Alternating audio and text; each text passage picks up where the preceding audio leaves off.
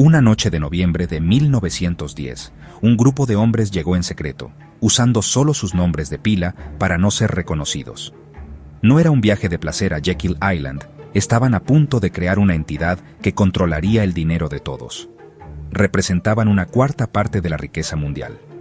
Oficialmente, planeaban una reforma bancaria tras el pánico de 1907, pero la realidad era más oscura. Diseñaban un cartel bancario, un sistema para crear dinero de la nada, controlar tasas de interés y decidir el destino económico de millones. Querían un banco central que pareciera del gobierno, pero que ellos controlaran. Así, en la quietud de Jekyll Island, nació el borrador de la Ley de la Reserva Federal. Cada detalle fue planeado, desde la estructura hasta cómo venderlo al Congreso y al pueblo. Lo llamaron el Plan Aldrich, pero los verdaderos cerebros eran los banqueros. Estaban creando una criatura casi imposible de controlar. Y lo lograron. El misterio de Jekyll Island es el punto de partida para entender quién controla realmente el dinero en el mundo.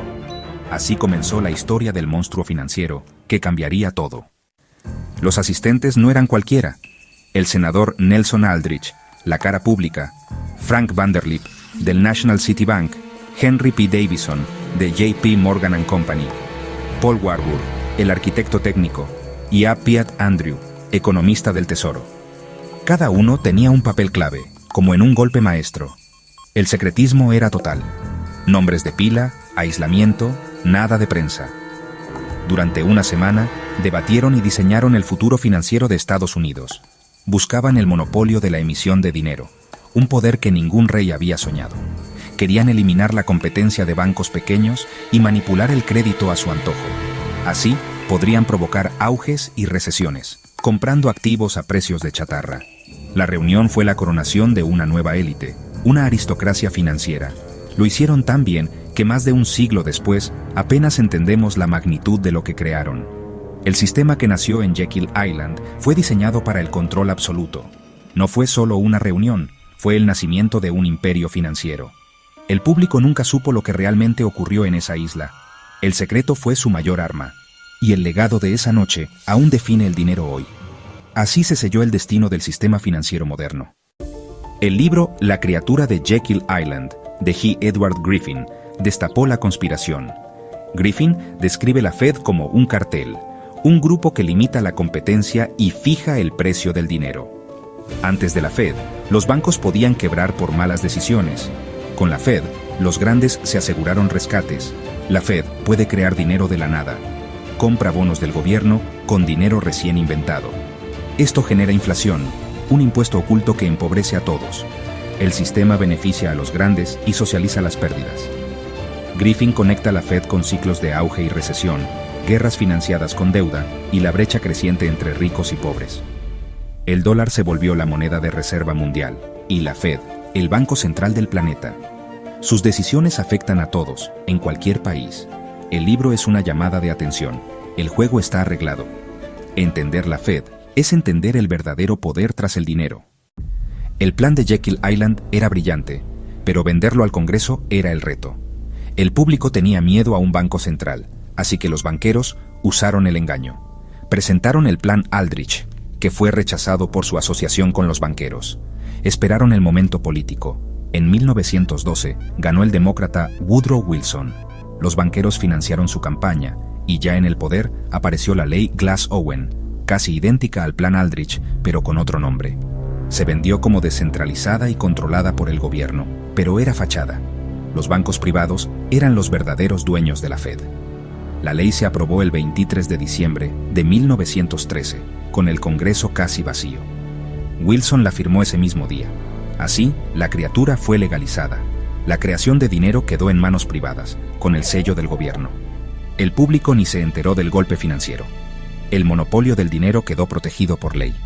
El sistema estaba en marcha, y el mundo nunca volvió a ser igual.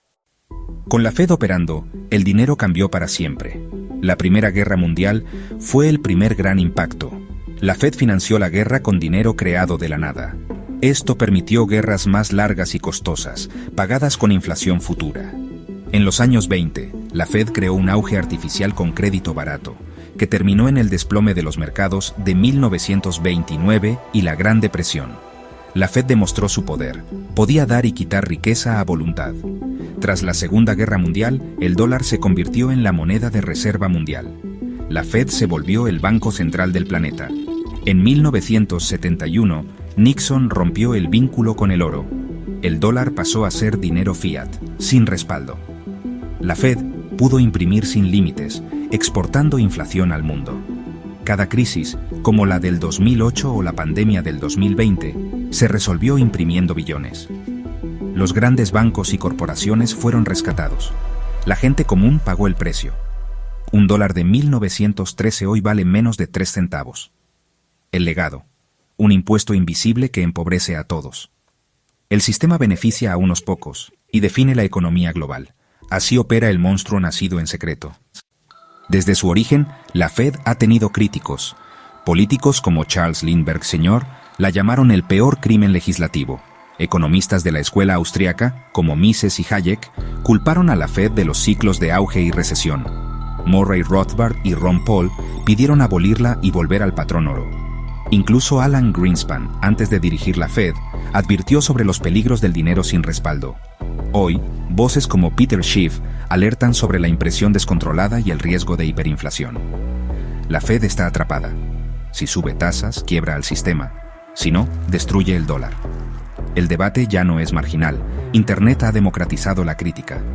Millones cuestionan la narrativa oficial. La criatura está más expuesta que nunca.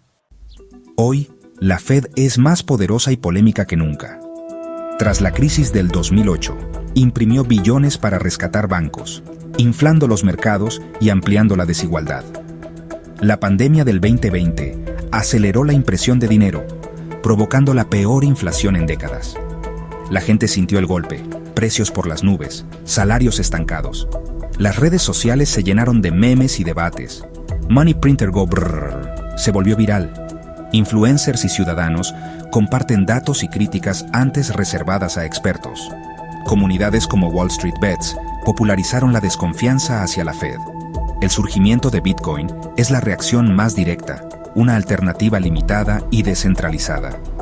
Para muchos, Bitcoin es el antídoto contra la criatura de Jekyll Island. El debate sobre el futuro del dinero está más vivo que nunca. La desconfianza en la Fed impulsa la búsqueda de alternativas. El sistema está siendo cuestionado a nivel global. ¿La élite controla la Fed? La respuesta es compleja. Legalmente independiente, la Fed está dirigida por gente del mismo círculo de Wall Street. La puerta giratoria entre bancos y gobierno es evidente. Ejecutivos pasan de un lado a otro. Janet Yellen, por ejemplo, fue presidenta de la Fed y luego secretaria del Tesoro. Los bancos privados son accionistas de la Fed regional y eligen directores. Su influencia es innegable. En cada crisis, los grandes bancos son los primeros rescatados. El control no es una conspiración de película, sino un sistema de intereses compartidos. La Fed actúa en interés de la banca porque está dirigida por banqueros. El diseño institucional perpetúa el poder de la élite financiera. No necesita órdenes directas. La estructura misma asegura el control. El sistema fue creado para proteger a sus creadores. Así, la criatura sigue sirviendo a quienes la diseñaron. Entender el dinero y quién lo controla es clave para la libertad. El dinero es el lenguaje del poder moderno. Ignorarlo es ser peón en un juego amañado. Esto es No Te Lo Cuentan. Si te gustó el contenido, suscríbete, comparte y dale me gusta. Hasta nuestro próximo episodio.